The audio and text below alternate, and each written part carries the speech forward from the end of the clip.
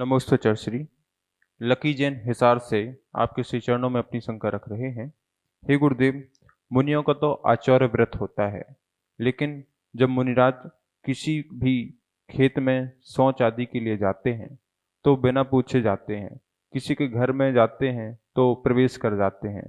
तो क्या इसमें आचार्य व्रत का दोष लगेगा? क्या उन्हें चोरी का दोष लगेगा? क्या कृपया समाधान करें। मुनि का आचौर्य महाव्रत है। वो बिना दिए कभी किसी कोई वस्तु को ग्रहण नहीं करते हैं। आहार भी जब आप देते हो तो ग्रहण करते हैं, जल आप देते हो तो उसे ग्रहण करते हैं, किसी वस्तु ग्रहण बिना दिए नहीं करते हैं। हाँ, जिसमें किसी का अधिकार नहीं, अर्थात स्वामित्वपना किसी एक व्यक्ति का नहीं है, सभी के लिए वो चीजें हैं, तो उसको वो ग्रहण कर लेते हैं। जैसे जंगल में मिट्टी है, जंगल में पानी है। अब मुनिराज जंगल में हैं, तुम्हारे यहाँ पानी लेने थोड़ी आएंगे, जल लेने थोड़ी आएंगे, शुद्धि में जाना है। वहाँ झरने का पानी है, प्राशुक पानी है, गर्म पानी है, धूप से गर्म हो चुका है, पत्थरों से टकरा चुका है, प्राशुक हो गया, उसको भर करके उस पानी का उपयोग कर लेंगे। वहीं की मिट्टी लेकर के हाथ धोकर वहीं पर उसको छोड़ देंगे, अपने पास ग्रहण नहीं करेंगे। तो इन वस्तुओं को मुनिराज ग्रहण कर सकते हैं, उन्हें चोरी का दोष नहीं लगता है। अब रही बात जिसमें स्वामित्वपना जिसका है, उसमें बिना पूछे उसे ग्रहण नहीं करेंगे। जैसे खेत, स्वामी है, आप बिना पूछे उसमें बैठ नहीं सकते हैं। जंगल हो तो बैठो, लेकिन खेतों में नहीं बैठ सकते हैं। किसी के स्थान पर, पब्लिक प्लेस पर शौच आदि नहीं जा सकते हैं, वो पब्लिक प्लेस है, वो स्थान है। तो ऐसे स्थानों पर ध्यान रखा जाता है। लेकिन जो सड़क है, सड़क सबके लिए है। मुनिराज भी चलें, आप भी चलो, कोई दिक्कत नहीं। मुनिराज घरों में ऐसे प्रवेश नहीं करते। जब पड़गाहन करते हो, बुलाते हो, आह्वान करते हो, हे स्वामी आत्रो आत्रो आत्रो बुलाते हो, तो मुनिराज जाते हैं। वैसे अन्यथा ऐसे मुनिराज घरों में प्रवेश नहीं करते हैं। अब रही कार्मण वर्गणा। कार्मण वर्गणा लेन देन की चीज नहीं है। अब सोचो महाराज जी कर्म इकट्ठे कर रहे हैं, कर्म वर्गणा इकट्ठी हो रही है, उनकी पुण्य वर्गणा इकट्ठी हो रही है, तो वो चोरी हो गया, वो उनका अधिकार थोड़ी है कर्म में। भैया, जहां लेन देन होता है वहां चोरी होती, अचोरी होती है। जहां लेन देन ही नहीं है, एक वस्तु अपन ने ली, दी बिना पूछे, तो वो चोरी हुई। लेकिन यहाँ कोई कर्मों को लेना देना नहीं हो रहा है, हम अपने भाव कर रहे हैं, कर्म तो आ रहे हैं और जा रहे हैं। तो इसलिए कर्म वर्गणाओं को ग्रहण करने से चोरी दोष नहीं लगेगा, वरना तीर्थंकर को भी चोरी का दोष लग जाएगा। अरहंत परमात्मा को भी, वो श्रमोषण में बैठे हुए हैं, वहां भी वो नौ कर्म वर्गणाएं को संग्रह कर रहे हैं। जैसे शरीर की स्थिति बनी हुई है ज्यों की त्यों, तो उनको भी चोरी का दोष लग जाएगा। इसलिए मुनिराज, कोई वस्तु को लेना देने वाली बात होती है, वो चोरी कहलाती है। बिना पूछे उठा लेना, उपयोग कर लेना, ठीक है ना।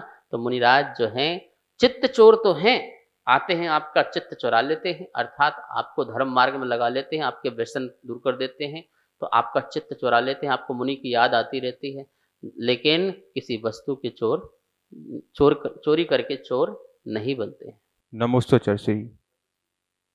नमोस्तु चर्श्री। रूपेश जैन पासवाड़ा से आपके श्री चरणों में अपनी शंका रख रहे हैं। हे गुरुदेव, हम अकलंग देव की कहानियां सुनते हैं, तो उसमें जब उनकी परीक्षा हुई कि आप जैन हैं या नहीं, तो प्रतिमाओं को नकवाया गया पैर से। तो जब उनकी बारी आई तो उन्होंने प्रतिमा जी में धागा रखकर उसको नाका। तो क्या यह प्रतिमा जी का अभिनय हुआ या नहीं हुआ? उनको दोष लगा या नहीं लगा? कृपया समाधान करें। अकलंक देव जैसे महाज्ञानी कभी कोई गलती कर नहीं सकते।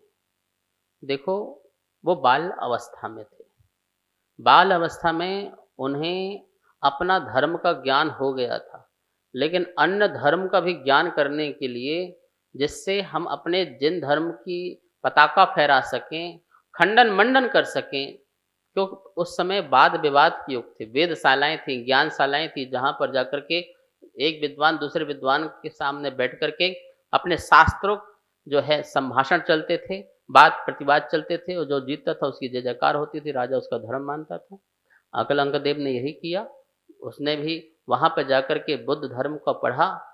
लेकिन किसी को शक हो गया होगा कि यहाँ कोई ऐसा भी व्यक्ति है जो बुद्ध धर्म को मानने वाला नहीं है। उन्होंने जिन प्रतिमा रख दी सामने, सभी लोग उसको लांग करके जाएं, पता चल जाएगा। अकलंक देव ने एक धागा निकाल करके प्रतिमा में रख के उस पार चले गए। तो क्या उनको पाप लगा? नहीं पाप लगा। पाप लगता है जब अंदर से अवनय के भाव हों, सचमुच अनादर के भाव हों, लेकिन वहाँ अनादर के भाव नहीं, जिन धर्म की शासन को प्रभावना करने के भाव थे। यदि मैं पकड़ा गया तो ये लोग मृत्यु दंड दे देंगे, और जो मैं जीवन काल में दीक्षा लेकर के शास्त्र को लिख सकता हूँ, लोगों तक पहुँचा सकता हूँ, जिन शासन को वो नहीं कर पाऊंगा, तो महानुभाव अवनय के भाव में लगता है। अब आप लोग रोज अभिषेक करते हो, माजन करते हो, छन्ना लगता है, कपड़ा लगता है, तो क्या भगवान की पवित्रता खत्म हो जाती है? क्या आप वहाँ पवित्रता खत्म करने के लिए छन्ना लगाते हो? नहीं लगाते। गुरुओं के पास आप जाते हो, उनकी वैयावृत्ति करते हो, तेल आदि भी लगाते हो, तो उसको कपड़े से साफ भी करते हो, तो मुनिराज की क्या पवित्रता खत्म हो जाती है वस्त्र टच हो जाने से? नहीं, उनके अंदर उसको ग्रहण करने के भाव आए, न परमात्मा में है न गुरु में वस्त्र को ग्रहण करने के भाव हैं, इसलिए उनकी वितरागता खत्म नहीं हो जाती है। आप में यदि भाव हो उनकी वितरता खत्म करने की, तो पाप का बंध बनेगा, तो आपका अविनय अनादर का भाव बनेगा, इसलिए उनको किसी प्रकार का दोष नहीं लगा। नमोस्तु चर्श्री। मीनाक्षी जैन जबलपुर से आपके श्री चरणों में अपनी शंका रख रही हैं। हे गुरुदेव, जब तक बच्चे 8 साल के नहीं होते तो हम उन्हें संस्कार देते हैं, तो वह संस्कार आगे वह पालन करते हैं उन संस्कारों का। लेकिन जब बच्चे बड़े हो जाते हैं तो फिर वह धर्म से विलक्षित होने लगते हैं, धर्म से भागने लगते हैं। तो हमें क्या करना चाहिए? ये हमारे पाप कर्म का उदय है या उनके पाप कर्म का उदय है? हम क्या करें ताकि हमारे बच्चे हमेशा धर्म मार्ग पर लगे रहें? कृपया समाधान करें। बच्चों में संस्कार बिल्कुल अच्छी बात है। आप बचपन में बच्चों को संस्कार देते हैं और देते रहना चाहिए, और बचपन में नहीं, जीवन भर संस्कार देते रहना चाहिए, छोड़ना नहीं चाहिए।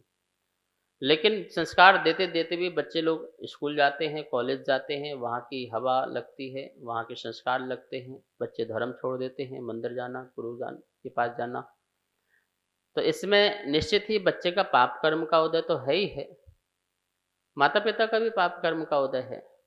लेकिन मैं ये कहना चाहता हूँ कि बच्चा बड़ा हो जाए फिर भी हमें ध्यान तो रखना ही चाहिए। ध्यान रखना चाहिए, बच्चा कॉलेज जा रहा है, कब आ रहा है, किस समय आ रहा है, रात को सो रहा है, नहीं सो रहा है, मोबाइल ज़्यादा चला रहा है, दिन भर सोशल मीडिया में लगा हुआ है, इन सब से उसको बचा के रखना चाहिए। इन सब से आप बचा के रखोगे तो बच्चे में संस्कार बने रहेंगे। और मैं कहता हूँ बच्चों को तुम छोटे से लेके बड़े तक गुरुओं के पास हफ्ते में, महीने में एक बार जरूर ले जाओ।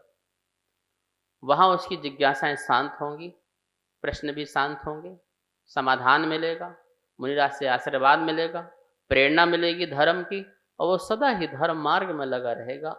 कितनी भी बड़ी पोस्ट में चला जाएगा, कितनी बड़ी जॉब में चला जाएगा, फिर भी वह अपने धर्म को नहीं छोड़ेगा। इसलिए सभी माता पिताओं को अपने गुरुओं से बच्चों को नियम से जोड़ना ही चाहिए। और अंतिम बात कहना चाहूँगा, बच्चे यदि धर्म छोड़ते हैं तो इसलिए छोड़ते हैं कि कहीं तुम आचरण विहीन तो नहीं हो गए। जबरदस्ती बचपन में बच्चों को संस्कार तो दिया, बड़े होकर के देखे कि माता पिता आपस में लड़ रहे हैं, झगड़ रहे हैं, रोज पापा अभिषेक करने भी जाते हैं, मंदिर भी जाती है माँ, और यहाँ पर गाली गलौज करते हैं, दूसरे का बुरा चाहते हैं, कुटुंब में परिवार में झगड़ा करते रहते हैं। ऐसे धर्म से क्या फायदा? तो बच्चों की आस्था खत्म हो जाती है। बचपन में उनका दिमाग नहीं था इसलिए आपकी बात मान रहे थे, अब दिमाग आया, तुमको देख रहे हैं, वो अपना दिमाग लगा रहे हैं। इसलिए आप भी अपना आचरण ठीक करो तो बच्चे की आचरण भी ठीक रहेंगे। इस कार्यक्रम के पुण्यार्चक थे